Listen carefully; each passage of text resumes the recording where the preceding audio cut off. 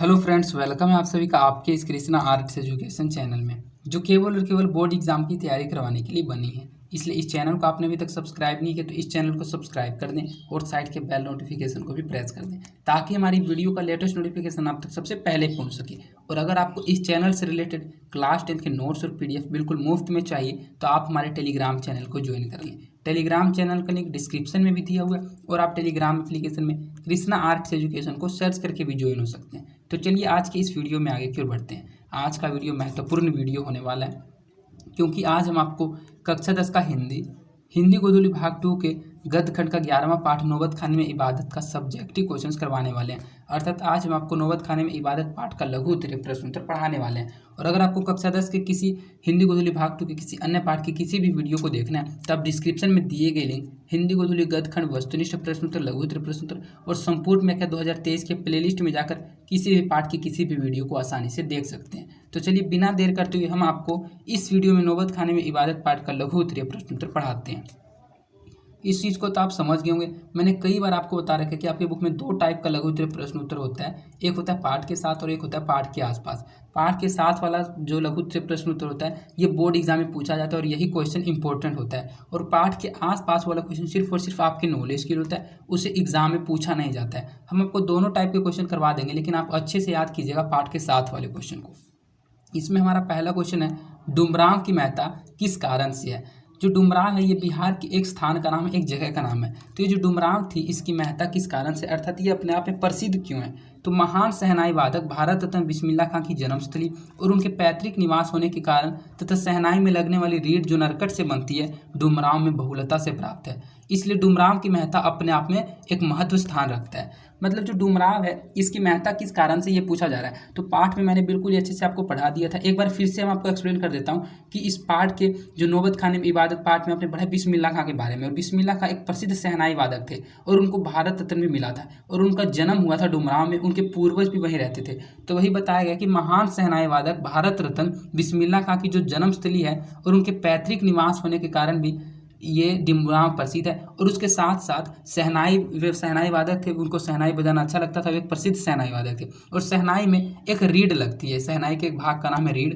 और वह जो रीढ़ है वह नरकट के पौधे से बनती है। और नरकट का पौधा डुमरांव के नदियों के कछारों में बहुत अधिक मात्रा में पाई जाती थी। इसलिए डुमरांव में यह जो नरकट है वह भी बहुलता से प्राप्त है। इसलिए डुमरांव की महत्ता अपने अपने स्थान रखता है। तो क्यों रखता है, दो कारणों से रखता है। पहला तो ये जो शहनाई वादक, प्रसिद्ध शहनाई वादक थे बिस्मिल्लाह खां, उनका जन्म बिहार के डुमरांव में हुआ था। उनके पूर्वज भी डुमरांव में ही रहते थे। जब वे 5 से 6 वर्ष के हो गए थे तब वे अपने नानी घर काशी में चले गए थे और फिर वहाँ बालाजी मंदिर में शहनाई बजाने का काम किया करते थे। और दूसरी इसकी प्रसिद्ध होने का कारण है कि डुमरांव जो है उसमें नरकट के पौधे बहुत अधिक पाए जाते थे और नरकट के पौधे से जो रीढ़ बनता है उस रीढ़ का उपयोग शहनाई में किया जाता है। इसलिए डुमरांव की महत्ता अपने आप में एक प्रसिद्ध महत्ता रखती है। सुशीर वादक किन्हें कहते हैं, शहनाई शब्द की व्युत्पत्ति किस प्रकार हुई। ये जो सुशीर वाद है ये किसे कहा जाता है और जो शहनाई शब्द की उत्पत्ति थी ये किस प्रकार से हुई थी। तो सुशीर वाद उस वाद्य यंत्र को कहते हैं जिसे फूंक कर बजाया जाता है, जैसे शहनाई, बंसी, मुरली, बीन, नागासुरम। और इसकी उत्पत्ति कैसे हुई थी। तो अरब देश में जिस वाद्य यंत्र में नरकट का प्रयोग होता था वह नय कहलाता है। सुशीर वाद्यों में शाह, राजा अर्थात जो श्रेष्ठ हो उसे शाहनीय कहेंगे, अर्थात फूंक कर बजाया जाने वाला श्रेष्ठ वाद्य यंत्र शहनाई कहलाता है। तो इस एक ही क्वेश्चन में दो क्वेश्चन को पूछा गया और दोनों क्वेश्चन का आंसर बिल्कुल ही शॉर्ट और बिल्कुल ही आसान है। कि सबसे पहले पूछा गया कि सुशीरवाद कहते किसे हैं। तो हम आपको अच्छे से बता देते हैं और अच्छे से याद रखिएगा। सुशीरवाद्य उस वाद्य यंत्र को कहा जाता है जिसे फूंक कर बजाया जाता है। फूंक कर बजाए जाने वाले वाद्य यंत्र होते हैं शहनाई, बांसुरी, बंसी, मुरली, बीन, नागस्वरम। और इस शब्द की उत्पत्ति कैसे हुई थी। तो अरब देश में जिस वाद्य यंत्रों में नरकट का प्रयोग होता था, इससे पहले हमने आपको बताया था फर्स्ट क्वेश्चन में कि जो शहनाई होता है उसमें एक भाग होता है रीढ़, और जो रीढ़ होता है वह नरकट के पौधे से तैयार किया जाता है। तो वही बताया गया कि अरब देश में जिस वाद्य यंत्र में नरकट का प्रयोग होता है वह नय कहलाता है। और सुशीर वाद्यों में अर्थात फूंक कर बजाए जाने वाले सभी वाद्य यंत्रों में शाह की उपाधि अर्थात सबसे श्रेष्ठ शहनाई को कहा गया है। इसलिए फूंक कर बजाए जाने वाला जो श्रेष्ठ वाद्य यंत्र है वह शहनाई कहलाता है। इसलिए सुशीरवाद किसे कहा जाता है और इसकी उत्पत्ति कैसे हुई थी, आप इस चीज़ को समझ गए होंगे। ये क्वेश्चन इंपॉर्टेंट क्वेश्चन है, ये बोर्ड एग्जाम में पूछा जा सकता है, इसलिए इस क्वेश्चन को अच्छे से याद रखिएगा। बिस्मिल्लाह खां सजदे में किस चीज़ के लिए गिड़गिड़ाते थे? इससे उनके व्यक्तित्व में कौन सा पक्ष उद्घाटित होता है? तो बिस्मिल्लाह खां कौन थे, वे सजदे में क्यों गिड़गिड़ाते थे? अगर आपको इन सभी क्वेश्चन का आंसर बिल्कुल ही अच्छे से याद करना है तो इस पाठ के व्याख्या की वीडियो को एक बार जरूर देख लीजिएगा। मैंने इस पाठ को बिल्कुल ही अच्छे से पढ़ा रखा है। आप इस पाठ के संपूर्ण व्याख्या को वीडियो को देख लेंगे तो आप इस टाइप के ऑब्जेक्टिव और सब्जेक्टिव क्वेश्चन को बिल्कुल ही आसानी से बना दीजिएगा अपने लैंग्वेज के अनुसार। क्योंकि अगर आप पाठ को पढ़ेंगे तो आप पाठ में इन सभी क्वेश्चन आंसर के बारे में पढ़े हुए रहिएगा। और वैसे हम कोशिश करेंगे कि इस वीडियो में हम आपको सभी के सभी क्वेश्चन आंसर बिल्कुल ही आपको याद करवाने की कोशिश करेंगे, लेकिन आप इस वीडियो के बाद इस पाठ की व्याख्या की वीडियो को भी जरूर देख लीजिएगा। अभी आप इस वीडियो में मेरी बातों को सिर्फ ध्यान से सुनते हुए चलिए। तो क्वेश्चन ये है कि बिस्मिल्लाह खां जो थे वे एक प्रसिद्ध सेनाई वादक थे, तो वे सजदे में किस चीज़ के लिए गिड़गिड़ाते थे? इससे उनके व्यक्तित्व का कौन सा पक्ष उद्घाटित होता है? बिस्मिल्लाह खां प्रतिदिन के 5 नमाज के बाद सजदे में सुर पाने के लिए गिड़गिड़ाते हुए इबादत करते थे। मेरे मालिक एक सुर बख्श दे, इससे उनके व्यक्तित्व का वह पक्ष उद्घाटित होता है। खां साहब अपने आप को कभी परिपूर्ण नहीं माना, बल्कि 80 वर्ष की शहनाई वादन की यात्रा में अपने आप को एक रियाजी ही मानते रहे तथा बालाजी के नौबत खाने में अपने को रियाजी मान इबादत ही करते रहे, अर्थात उपासना ही करते रहे। तो बिस्मिल्लाह खां थे वे सजदे में गिड़गिड़ाते थे अपने सुर के लिए, और क्यों गिड़गिड़ाते थे और इससे उनके व्यक्तित्व का कौन सा पक्ष उद्घाटित होता है? तो ये भी क्वेश्चन इंपॉर्टेंट क्वेश्चन है। इसमें आपको सिर्फ 2 से 3 बातों को याद रखना है कि बिस्मिल्लाह खां जो थे वे प्रतिदिन 5 नमाज पढ़ा करते थे, और वे 5 नमाज के बाद सजदे में सुर पाने के लिए गिड़गिड़ाते हुए इबादत करते थे, उपासना करते थे। और वे कहते थे मेरे मालिक एक सुर बख्श दे। इससे उनके व्यक्तित्व का यह पक्ष उद्घाटित होता है कि खां साहब ने अपने आप को कभी परिपूर्ण माना ही नहीं। उनको शहनाई बजाने के लेकर वे इतने प्रसिद्ध शहनाई वादक थे कि उनको भारत रत्न पुरस्कार भी इसके बदले मिला था, लेकिन फिर भी वे अपने आप को कभी भी शहनाई बजाने में परिपूर्ण नहीं मानते थे। वे 80 वर्ष तक शहनाई बजाए थे, लेकिन फिर भी वे 80 वर्ष तक अपने आप को एक रियाजी ही मानते रहे, अर्थात अपने आप को एक सीखने वाला ही मानते रहे, तथा बालाजी के मंदिर में वे नौबत खान में अपने आप को रियाजी मानकर इबादत करते रहे, उपासना करते रहे। इससे उनके एक अच्छे व्यक्तित्व का पक्ष उद्घाटित होता है। मुहर्रम पर्व से बिस्मिल्लाह खां के जुड़ाव का परिचय पाठ के आधार पर दे, अर्थात मुहर्रम पर्व और बिस्मिल्लाह खां के बीच क्या संबंध था, उसके संबंध के बारे में अपने पाठ में क्या पढ़ा, उस पाठ के आधार पर उन दोनों के बीच के बारे में बताइए। तो सबसे पहले हम आपको बता देते हैं कि मुहर्रम एक मुस्लिम का प्रसिद्ध पर्व होता है। तो वही बताया गया कि मुहर्रम पर्व शिया मुसलमानों के लिए गम का पर्व है। लोग अपने को संगीत और वाद्य यंत्रों से 10 दिनों तक दूर रखते हैं। उसमें 8वां दिन विशेष रूप से मान्य है, लेकिन बिस्मिल्लाह खां की वाद्य यंत्र शहनाई, जिसकी ध्वनि मंगल कार्यों में उपयुक्त मानी जाती है, 8वें रोज अवश्य बजती थी। वे दाल मंडी में फातमान तक की 8 किलोमीटर की दूरी में पैदल चलकर नौहा बजाकर लाखों लोगों की आंखों को इमाम हुसैन और उनके परिवार लोगों की शहादत पर्व से नम से गम कर देते थे। इस प्रकार शहनाई के साथ बिस्मिल्लाह खां का मुहर्रम पर्व विशेष रूप से जुड़े रहते थे।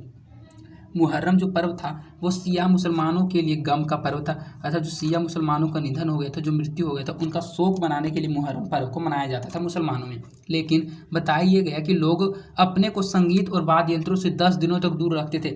जब मुहर्रम का पर्व आता था तो उस मुहर्रम पर्व में 10 दिनों तक जितने भी मुसलमान हुआ करते थे वे सभी के सभी अपने आप को वाद्य यंत्रों और संगीतों से दूर रखते थे।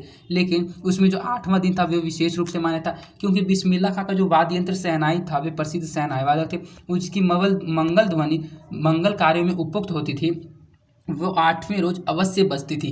और इन 10 दिनों में जो 8वां दिन था वो उस दिन उसको बजना जरूरी था। इसीलिए जो बिस्मिल्लाह खां थे वे दाल मंडी से फातमान तक की 8 किलोमीटर दूरी में पैदल चलते थे और नोहा बजाकर, नोहा एक राग का नाम है, वे नोहा राग को बजाकर लाखों लोगों की आंखों को इमाम हुसैन, जो शिया मुसलमान हैं उन्हीं के परिवार का एक नाम है इमाम हुसैन और उनके परिवार वालों की शहादत पर्व पर उस नोहा को बजाकर, उस राग को बजाकर सभी को गम से नम कर देते थे। और इस प्रकार वे शहनाई भी बजा लेते थे और उसके साथ साथ बिस्मिल्लाह खां मुहर्रम पर्व से विशेष रूप से जुड़े रहते थे। इससे उनका पर्व भी अच्छे से मना लिया जाता था और उनको कोई कहता भी नहीं था कि तुमने शहनाई क्यों बजाया। इस प्रकार से वे शहनाई को और बिस्मिल्लाह खां को मुहर्रम पर्व से विशेष रूप से जोड़े रखते थे। संगीतमय कचौड़ी का आप क्या अर्थ समझते हैं? जो संगीतमय कचौड़ी है, इस शब्द से आप समझते क्या हैं? तो मैंने आपको पाठ में पढ़ाया था, उन्हीं सभी बातों को आपको फिर से बताऊंगा। संगीतमय कचौड़ी की चर्चा करते हुए लेखक ने कहा, इस पाठ के लेखक है यतीन्द्र मिश्र, और वे संगीतमय कचौड़ी की चर्चा करते हुए उनके बारे में बताते हुए कहते हैं कि बिस्मिल्लाह खां कचौड़ी खाने के शौकीन थे। वे प्रतिदिन कुलसुम की संगीतमय कचौड़ी का स्वाद तो लेते ही थे, वहीं वे साथ साथ वहाँ रियाज भी हो जाता था। वह इस प्रकार से कुलसुम की कढ़ाई में कड़कड़ाते घी में जब कचौड़ी डालती थी तो कढ़ाई से निकलती छन छन की आवाज़ में खान साहब को संगीत के सारे आरोह अवरोध दिख जाते थे। अर्थात संगीत में कचौड़ी से सिर्फ यही अर्थ निकला जाता है, यही अर्थ समझा जा सकता है कि संगीत में कचौड़ी की चर्चा करते हुए लेखक कहते हैं कि बिस्मिल्लाह खां जो थे, जो एक प्रसिद्ध शहनाई वादक थे, उनको कचौड़ी खाना बहुत अधिक पसंद था। वे एक कचौड़ी खाने के शौकीन थे। वे प्रतिदिन कुलसुम एक हलवाइन का नाम था, तो वे प्रतिदिन कुलसुम की दुकान पर जाते थे और संगीत में कचौड़ी का स्वाद तो लेते ही थे, अर्थात वहाँ जाकर कचौड़ी तो खाते ही थे, उसके साथ साथ उनके रियाज भी हो जाता था, अर्थात उसके साथ साथ उनका वहाँ प्रैक्टिस भी हो जाता था। तो रियाज कैसे होता था वो सुनिए। वो इस प्रकार से होता था कि कुलसुम कढ़ाई के कड़कड़ाते घी में जब कच्चे कचौड़ी को डालती थी तो जब कढ़ाई से निकलती छन छन की आवाज़ निकलती थी तो उस आवाज़ में खां साहब को संगीत के सारे आरोह अवरोध दिख जाते थे और इस प्रकार वे अपने शौक को पूरा कर कर कचौड़ी भी खा लेते थे और अपने संगीत का रियाज भी कर लेते थे उस छन छन की आवाज़ को सुनकर। बिस्मिल्लाह खां जब काशी से बाहर प्रदर्शन करते थे तो क्या करते थे, इससे हमें क्या सीख मिलती है। अर्थात जो बिस्मिल्लाह खां थे वे एक प्रसिद्ध शहनाई वादक थे और वे काशी में रहा करते थे। उनका जन्म डुमराव बिहार में हुआ था। तो जब वे काशी से कहीं बाहर प्रदर्शन करने के लिए जाते थे तो क्या करते थे और उस चीज़ से हम लोगों को क्या सीख मिलती है। तो बिस्मिल्लाह खां संपूर्ण जीवन तक काशी में रहे। प्रातः होते ही बालाजी के मंदिर के प्रधान द्वार पर बने नौबत खाने में पहुंचकर अपने आप को रियाजी मानकर तथा बालाजी का सानिध्य समझकर रियाज प्रारंभ करते रहे। जब कभी ये काशी से बाहर प्रदर्शन करने के लिए जाते थे तो प्रदर्शन से पूर्व भगवान काशी विश्वनाथ और बालाजी की तरफ मुख करके दोनों के नाम लेकर शहनाई के स्वर देते थे, मानो वे अपने उस्ताद को प्रथम स्वर अर्पित करते हों। अर्थात जो बिस्मिल्लाह खां थे वे वैसे तो काशी में ही पूरा जिंदगी उन्होंने व्यतीत किया था और वे काशी में जब रहते थे तो सुबह उठते ही सबसे पहले बालाजी के मंदिर के प्रधान द्वार पर जो नौबत खाना था उस नौबत खाना में पहुंचकर अपने आप को एक रियाजी मानकर, अपने आप को एक प्रैक्टिसर मानकर बालाजी का सानिध्य पाकर और अपने रियाज को प्रारंभ करते थे और वहाँ शहनाई बजाते थे। लेकिन जब वे कहीं काशी से बाहर चले जाते थे किसी प्रकार का कोई प्रदर्शन करने के लिए, तब वे वहाँ सिर्फ और सिर्फ एक चीज़ को सबसे पहले करते थे कि वे भगवान काशी विश्वनाथ और बालाजी की तरफ मुख करके दोनों का नाम लेकर पहले शहनाई का स्वर देते थे, मानो वे अपने उस्ताद को प्रथम स्वर अर्पित करते हो। इससे हम लोगों को सीख मिलती है कि जीवन में अपने इष्ट को सदैव याद रखने की ऊंची सफलता प्राप्त होती है, अथवा जिससे या जहाँ से सफलता मिलती है उसके प्रति कृतज्ञता समर्पण का भाव कभी भी भूलना नहीं चाहिए। अर्थात बिस्मिल्लाह खां काशी से बाहर जाकर प्रदर्शन करते थे तो क्या करते थे, तो मैंने आपको बता दिया कि वे करते क्या थे। तो वे जो सुबह उठकर हमेशा बालाजी मंदिर में जाकर रियाज करते थे, शहनाई बजाते थे। लेकिन जब वे बाहर चले जाते थे तो वे उसी तरफ भगवान काशी विश्वनाथ और बालाजी की तरफ मुँह करके शहनाई बजा देते थे और अपने स्वर को अर्पित करते थे। तो इससे हम लोगों को सिर्फ यही सीख मिलती है कि अपने जीवन में जो इष्ट होता है, जिसके कारण हम लोग इतना चीज़ सीख पाए, उसको हम लोगों को हमेशा याद रखना चाहिए और जिससे हम लोगों को सफलता मिलती है उसके प्रति कृतज्ञता समर्पण का भाव हम लोगों को कभी भी नहीं भूलना चाहिए। बिस्मिल्लाह खां का मतलब बिस्मिल्लाह खां की शहनाई। एक कलाकार के रूप में बिस्मिल्लाह खां का परिचय पाठ के आधार पर दें। अर्थात बिस्मिल्लाह खां का मतलब है बिस्मिल्लाह खां की शहनाई। तो एक कलाकार के रूप में बिस्मिल्लाह खां क्या थे, उनका परिचय दीजिए, पूरे पाठ के आधार पर दीजिए कि आपने पाठ में बिस्मिल्लाह खां के बारे में क्या पढ़ा। तो बिस्मिल्लाह खां की ख्याति बिस्मिल्लाह खां की शहनाई वादन से हुई थी, यानी उन्होंने जो कुछ भी कलाकार क्षेत्रों में प्राप्त किया उसका कारण उनकी शहनाई वादन ही है। क्योंकि खां साहब की एक शिष्या ने जब पूछी थी कि आप भारत रत्न प्राप्त कर लिए तो फटी लुंगी क्यों पहनते हैं, तो खां साहब ने बड़े ही सहज स्वर में कहा था, धत पगली, ये भारत रत्न हमको सहनैया पर मिला है, लुंगिया पर नहीं। इसलिए तो बिस्मिल्लाह खां विश्वविख्यात शहनाई वादक में अग्रणी है। अर्थात जो बिस्मिल्लाह खां थे वे एक शहनाई वादक थे और एक कलाकार के रूप में पाठ में हमने आपको पढ़ाया था, उसी चीज़ को आपको फिर से बता रहे हैं और उसी चीज़ के आंसर में मैंने स्टिक आंसर बनाकर लिखा है कि जो बिस्मिल्लाह खां थे उनकी जो प्रसिद्धि थी वो शहनाई के वादन से हुई थी। तो वे शहनाई इतने अधिक अच्छे बजाते थे कि शहनाई वादन से उनकी प्रसिद्धि पूरे भारत में, पूरे देश में हो गई थी। यानी उन्हें जो भी जानता था कलाकार क्षेत्र में, उनको जो भी प्राप्त हुआ था वो उनके सिर्फ और सिर्फ शहनाई वादन से हुआ था। क्योंकि एक बार खां साहब की जो शिष्या थी, जो उसकी शिष्या ने खां साहब से अर्थात बिस्मिल्लाह खां साहब से पूछा था कि बाबा आपको भारत रत्न प्राप्त हो चुका है लेकिन फिर भी आप फटी लुंगी क्यों पहनते हैं। तब खां साहब ने बड़े ही सहज स्वर में कहा था, धत पगली, भारत रत्न हमको सहनैया पे मिला है, लुंगिया पर नहीं। मतलब ये लड़की, ये जो भारत रत्न है ये हमको सहनाई बजाने पर मिला क्योंकि हम सहनाई अच्छा बजाते हैं, लुंगी पर थोड़ी मिला है, लुंगी फटा हुआ है। तो इसीलिए तो बिस्मिल्लाह खां एक विश्वविख्यात शहनाई वादक में अग्रणी है। जब कभी बिस्मिल्लाह खां को हाथ में शहनाई आई तो और शहनाई में फेंक पड़ती तो शहनाई में आवाज़ में मानो जादू आ गया। फेंक नहीं, फूंक होना चाहिए था कि जब कभी बिस्मिल्लाह खां के हाथों में शहनाई आती थी और जब शहनाई में फूंक पड़ती थी तो शहनाई को आवाज़ में मानो जादू आ गई हो। शहनाई की कलाकारी शुरू होते ही सारा वातावरण सुर, ताल और लय में लीन हो जाता था। श्रोता उनके स्वर को सुनकर ब्रह्मानंद को प्राप्त कर झूमने लगते थे, मानो परवदिगार की कृपा, उस्ताद की नसीहत और गंगा मैया की कृपा एक साथ मिलकर सातों स्वर के साथ अवतरित हो गई है। अर्थात वो इतना अधिक अच्छा शहनाई बजाते थे कि उनके शहनाई को सुनने वाले जो श्रोता होते थे वे अपने आप को ब्रह्मानंद को प्राप्त कर झूलने लगते थे। उनको लगता था कि गंगा मैया की कृपा एक साथ सातों स्वर के साथ अवर्तित हो गई है। जो खान साहब थे वे एक महान कलाकार के रूप में प्रसिद्ध हुए थे क्योंकि वो अपनी को कभी भी परिपूर्ण नहीं मानते थे। इसलिए तो 80 वर्ष के कला जीवन में भी भगवान बालाजी के सम्मुख सदैव रियाजी के रूप में अपना दाखिला देते रहे और सचमुच में बिस्मिल्लाह खां की कलाकारी सदैव हर एक व्यक्ति के लिए प्रेरणादायक बना रहेगा। इससे पहले आपने क्वेश्चन में पढ़ा कि उनके प्रसिद्ध होने का एक कारण और भी था, वे एक महान कलाकार बन गए थे लेकिन फिर भी वे अपने आप को कभी भी परिपूर्ण नहीं समझते थे। इसलिए तो 80 वर्ष के कला में भी वे भगवान बालाजी के सम्मुख सदैव रियाजी के रूप में अपना दाखिला देते रहे, अर्थात वहाँ हमेशा जाकर शहनाई बजाते रहे। सचमुच में जो बिस्मिल्लाह खां की कलाकारी है वह सदैव हर एक व्यक्ति के लिए प्रेरणादायक बना रहेगा। तो ये क्वेश्चन का आंसर इतना लॉन्ग क्यों है? क्योंकि ये 5 नंबर का बोर्ड एग्जाम में पूछा जाता है। यह क्वेश्चन 101% पूछे जाने की संभावना है, इसलिए इस क्वेश्चन के आंसर को आप अच्छे से याद रखिएगा। 3 पैराग्राफ में है कि पहली तो वे इतने अधिक प्रसिद्ध थे फिर भी शहनाई लेकिन फिर भी फटी हुई लुंगी क्यों पहनते थे, पहला पैराग्राफ में ये बताया गया। दूसरा पैराग्राफ में बताया गया कि उनकी जो शहनाई की आवाज़ थी उसको सुनकर सभी लोग लीन हो जाते थे। और तीसरे पैराग्राफ में बताया गया कि वे अपने आप को कभी भी परिपूर्ण नहीं मानते थे। ये है आज से स्पष्ट करें। आज से स्पष्ट करें का मतलब होता है व्याख्या करें। व्याख्या करें हमने आपको बहुत बार समझा रखा है। आपके किसी भी बुक से, आपकी हिंदी का 2 बुक है, एक है हिंदी वर्णिका, एक है हिंदी बुक गोधुली। किसी भी बुक के किसी भी चैप्टर से एक पंक्ति को लिख दिया जाता है और पंक्ति के माध्यम को पंक्ति को पढ़कर सबसे पहले आपको ये पता लगाना है कि ये किस बुक का है, उस बुक में किस पाठ का है, उस पाठ के लेखक कौन थे, उस पाठ का नाम क्या है और इस पंक्ति के जरिए लेखक हम लोगों को समझाना क्या चाहते थे। इसी को कहा जाता है व्याख्या करना। तो एक पंक्ति लिखा हुआ है कि फटा सुर न बक्सो, लुंगिया का क्या है, आज फटी है तो कल सील जाएगी। तो सबसे पहले जब आप सभी पाठ को मैं आपको पढ़ा दूंगा, ये तो गदखंड चल रहा है, इसके बाद मैं आपको पदखंड भी, काव्यखंड भी पढ़ाऊंगा हिंदी गोधुली भाग 2 में।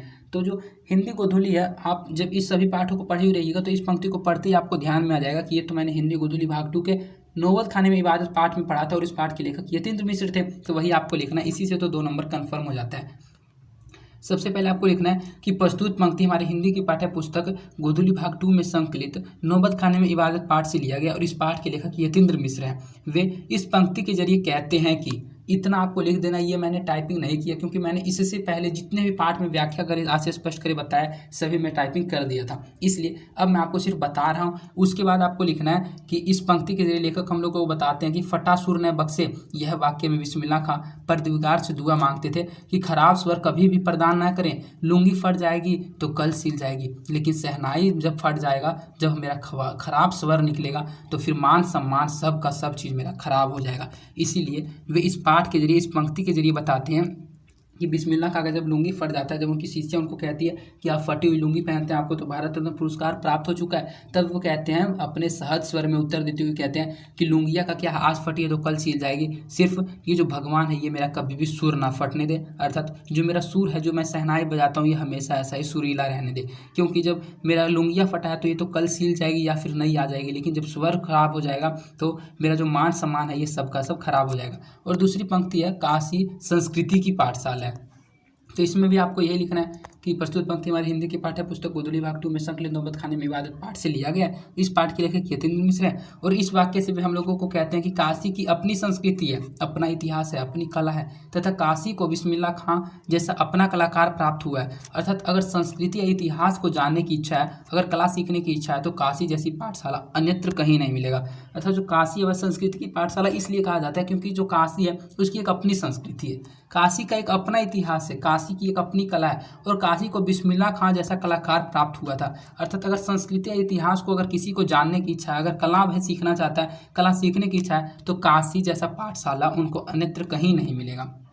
ये था आपका पाठ के 7 वाला क्वेश्चन। हमने आपको इस वीडियो को शुरू करते हुए बता दिया था कि आपके बुक में 2 टाइप का क्वेश्चन होता है, एक होता है पाठ के साथ और एक होता है पाठ के आसपास। पाठ के आसपास वाला क्वेश्चन सिर्फ और सिर्फ आपके नॉलेज के लिए होता है, लेकिन फिर भी हम आपको ये पढ़ा दे रहे हैं। आपको करना क्या, सिर्फ और सिर्फ पाठ के साथ वाले क्वेश्चन को अच्छे से याद करना है। मैं आपको वही क्वेश्चन पढ़ाता हूँ जो आपके बुक में होता है। अगर आपको विश्वास नहीं है तो एक बार मैच करके देख लीजिएगा और बिल्कुल स्टिक आंसर यहाँ पर पढ़ाया जाता है। हमारा इसमें पाठ के आसपास वाले में पहला क्वेश्चन है, बिस्मिल्लाह का मुहर्रम की 8वीं तारीख को केवल नोहा बजाते थे, कोई राग रागिनी क्यों नहीं, मालूम करें। मतलब इससे पहले पाठ के साथ वाले क्वेश्चन में हमने आपको बताया था कि वे मुहर्रम के 8वें दिन नोहा राग को बजाते थे और उससे लाखों लोगों की आंख नम हो जाते थे और गम से नम हो जाया करते थे। तो वही पूछा जा रहा है कि 8वीं तारीख को वो केवल नोहा ही क्यों बजाते थे, कोई अन्य राग या रागिनी को क्यों नहीं बजाते थे, यही बात को मालूम करें। तो पाठ में इस चीज़ को मैंने बताया था। मुहर्रम गम का पर्व है जो 10 दिन का मनाया जाता था, विशेषकर 8वीं तारीख को अधिक गम का दिन होता है। मुहर्रम के 10 दिनों तक राग रागनी बजना, संगीत समारोह में दाखिल होना सिया मुसलमानों के लिए वर्जित है। इसके बाद भी 8वीं तारीख को बिस्मिल्लाह गाँव की शहनाई बजती थी, लेकिन नोहा गम का स्वर है जिसे सुनकर काशी के दाल मंडी से फातिमा तक 8 किलोमीटर के बीच रहने वाले का हृदय जो है वह गम से नम हो जाता था। अर्थात यह जो मुहर्रम पर्व है यह एक प्रकार का गम का पर्व है, गम कहा जाता है, मतलब ये शोक मनाने का एक पर्व है। और उसकी जो 8वीं तारीख थी उस दिन सबसे अधिक गम, सबसे अधिक शोक मनाया जाता है। लेकिन जो काशी जो बिस्मिल्लाह खां थे वे एक प्रसिद्ध शहनाई वादक थे और प्रत्येक 8वें दिन का उनका शहनाई बजता था। और एक नोहा राग का नाम है जो कि एक गम का स्वर है, एक गम का राग है, जिसे सुनकर काशी के दाल मंडी से फातिमान तक 8 किलोमीटर के बीच रहने वाले जितने भी लोग थे उन सभी लाखों लोगों का जो हृदय था वह गम से नम हो जाता था। इसलिए वे 8वें दिन नोहा स्वर को गाते थे, नोहा स्वर को बजाते थे। इस पाठ में किन फिल्म कलाकारों के नाम आए, आप उनकी फिल्मों के नाम मालूम करें तथा उनकी तस्वीर भी इकट्ठी करें। तो मैंने आपको बताया था कि इस पाठ में बिस्मिल्लाह की पसंदीदा कलाकारों गीतावली में सुलोचना के नाम आए हैं। सुलोचना उनकी एक प्रसिद्ध हीरोइन थी उस समय की और वे उनकी किसी भी फिल्म को नहीं छोड़ते थे, उनकी सभी फिल्मों को देखा करते थे। बिस्मिल्लाह खां को फिल्मों का शौक था, आप उनके इस शौक को किस तरह देख सकते हैं और क्यों। जो बिस्मिल्लाह खां थे, इससे पहले क्वेश्चन में हमको बता दिया कि उनको एक फिल्मों का शौक था और वे आप उनके इस शौक को किस तरह से देख सकते हैं और क्यों। तो अगर काशी में सुलोचना की फिल्में आई होती तो खान साहब अवश्य देखते थे, यह उनका शौक था। क्योंकि किसी भी कलाकार में दूसरों की कला देखने का जब तक शौक नहीं होगा तब तक अपनी कला के प्रति भी उसका शौक अधूरा ही रहेगा। अर्थात इस 3 लाइन के जरिए बहुत ही बड़ी बात बता दिया गया कि अगर कोई भी कलाकार हो उसमें दूसरों की कला देखने का जब तक शौक नहीं होगा तो उसको अपनी कला के प्रति भी जो शौक है वह हमेशा अधूरा ही रहेगा। तो इस प्रकार आपके इस बुक में जितने भी पाठ के साथ और पाठ के आसपास वाले लघु उत्तरीय प्रश्न उत्तर थे सभी क्वेश्चंस को करवा दिया गया। मैं आशा करता हूँ कि ये सभी क्वेश्चन आंसर आपको इस वीडियो में ही याद हो गए होंगे और अगर आपको ये क्वेश्चन याद नहीं हुए तो आप इस वीडियो को एक बार रिपीट करके जरूर देख लीजिएगा। इसका PDF पढ़कर अच्छे से याद कर लीजिएगा। इसका PDF बिल्कुल ही मुफ्त में आपको टेलीग्राम चैनल पर क्लास 10 के सभी चैप्टर्स के ऑब्जेक्टिव सब्जेक्टिव व्याख्या सभी PDF को नोट्स को बिल्कुल ही मुफ्त में टेलीग्राम चैनल पर दिया जाता है। इसलिए आप इस चैनल के टेलीग्राम चैनल को ज्वाइन कर लें। टेलीग्राम चैनल का लिंक डिस्क्रिप्शन में भी दिया हुआ है और आप टेलीग्राम एप्लीकेशन में कृष्णा आर्ट्स एजुकेशन को सर्च करके भी ज्वाइन हो सकते हैं। और अगर आपको यह वीडियो वास्तव में पसंद आई है तो इस वीडियो को ज़्यादा से ज़्यादा शेयर कीजिएगा ताकि मेरे जो वीडियोज़ हैं वह अधिक से अधिक बच्चों के पास पहुंच सके और मैं आपके लिए लाइव क्लास भी करवा सकूं। और अगर आपको मेरी वीडियोज़ पसंद आती है तो आप मेरी वीडियोज़ को लाइक भी जरूर करें, इससे हमारा मोटिवेशन बना हुआ रहता है। और अगर आपने अभी तक इस चैनल को सब्सक्राइब नहीं किया तो इस चैनल को सब्सक्राइब करते हैं और साइड के बेल नोटिफिकेशन को प्रेस कर दें। और अगर आपको किसी प्रकार की कोई समस्या होती है तो आप अपनी समस्या को कमेंट के माध्यम से मुझ तक पहुँचा सकते हैं। तो आज के लिए इतना ही, धन्यवाद। मिलते हैं आपसे किसी अन्य इंपॉर्टेंट वीडियो में।